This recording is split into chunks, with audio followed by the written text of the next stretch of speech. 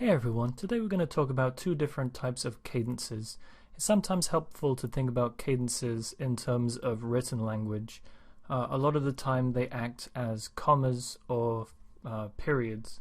So if you think about a cadence, think about it ending a musical sentence.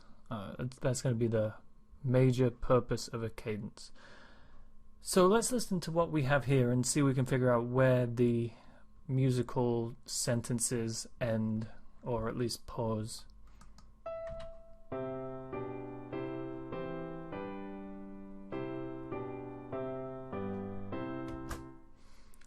So there seem to be two places, kind of given away here by the whole notes, where we have a moment of rest. One of them is right here in the middle, and the other one is at the end. So the middle one, if we look at it a little bit closer in terms of what we're actually seeing, we have a G, a B, and a D. So put those together in root position and you have a G major chord, which we would call 5, Roman numeral 5. So that's where we pause on that 5 chord. And if you remember, 5, we call it the dominant because it really wants to go to the tonic. So our dominant chord, the 5 chord, really wants to go to 1. And what we're doing by pausing there is giving the listener a moment of uncertainty where they really want the piece to move forward. That's called a half cadence. So a cadence where you end on 5 is called a half cadence. It doesn't necessarily matter where you come from. In this case we came from 1-6. It just matters that we end on the 5. At the end of the piece, on the other hand, we have a C and an E. We've missed the G. And so that's a C major chord. That's the chord of the tonic. And it's preceded by a G major chord, G, B, and D, which is a 5. So we have a dominant tonic relationship there that has a final closing feel. So when you have a 5-1, we're going to call that an authentic cadence. So basically that's all there is to know. There are two different types of authentic cadences. There's the perfect authentic cadence and the imperfect authentic cadence. And what we're looking for to decide whether something is perfect or imperfect are a couple of things. So any authentic cadence has to go from 5 to 1. If it's going to be a perfect authentic cadence, both the 5 and the 1 have to be in root position, just like they are here. Another thing that we're looking for is that the last chord has the soprano ending on scale degree 1, most often by a step. So here we're coming down from the D down to the C. So if the soprano ends on scale degree 1, and if the bass is moving in root position from 5 to 1, then it's a perfect authentic cadence. If either one of those isn't true, then it's an imperfect authentic cadence. So if we think about the strengths of cadences, this half cadence is clearly a weaker cadence than the authentic cadence. Let's listen again.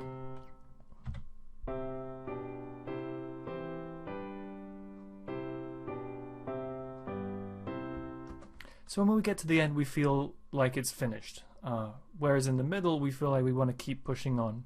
So half cadence, a pretty weak cadence. Perfect authentic cadence is a very strong cadence.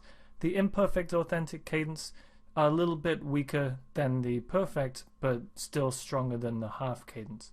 So to make this into an imperfect authentic cadence, we can take the C and we can move it up so that soprano no longer goes mi, re, do, instead goes mi, re, mi. Because of that, we'll move the alto up so that we have all the voice parts covered. So listen to this and hear how it's just a little bit less of a strong finish than with the perfect authentic cadence.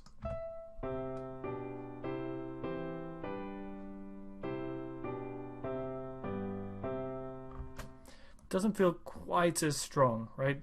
Another thing that we could have done is we could have made the bass go in first inversion. Okay, So in this case now we've got two things that are keeping it from being a perfect authentic cadence. The soprano doesn't end on 1 and the bass isn't in root position. So if you listen to this, it's going to be weaker still than the previous cadence.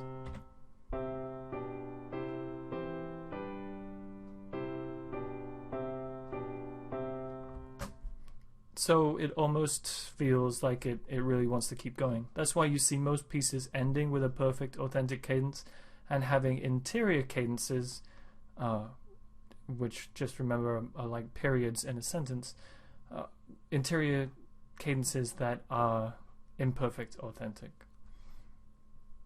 Okay, so let's look at a few cadences just by themselves and see if we can figure out what kind they are. So in this first one we're still in C major. We're going from this chord. So the first thing you have to do is figure out what the chord is. So this has a C, an E, and a G. So that's a C major chord going to a G, a B, and a D. So we're going from 1 to 5. So that makes this first one a half cadence.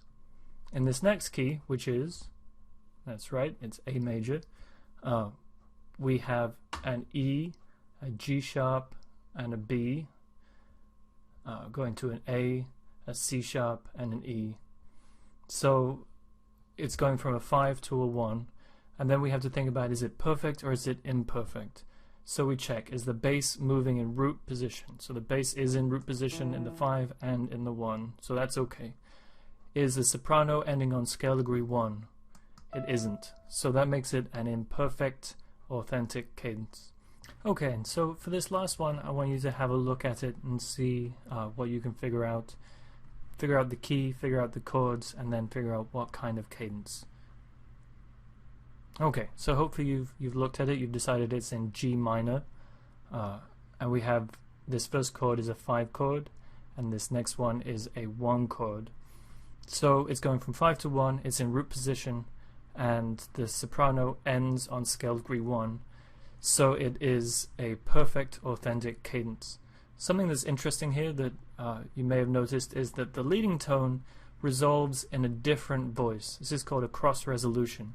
So instead of having the alto go up to the G and pushing the soprano up to a B flat, which would give us an imperfect authentic cadence, the soprano is taking over the resolution note in the same octave, and the alto is moving somewhere else. This is a totally legal thing to do, and you see it done quite a lot. So this is a good example of a perfect authentic cadence.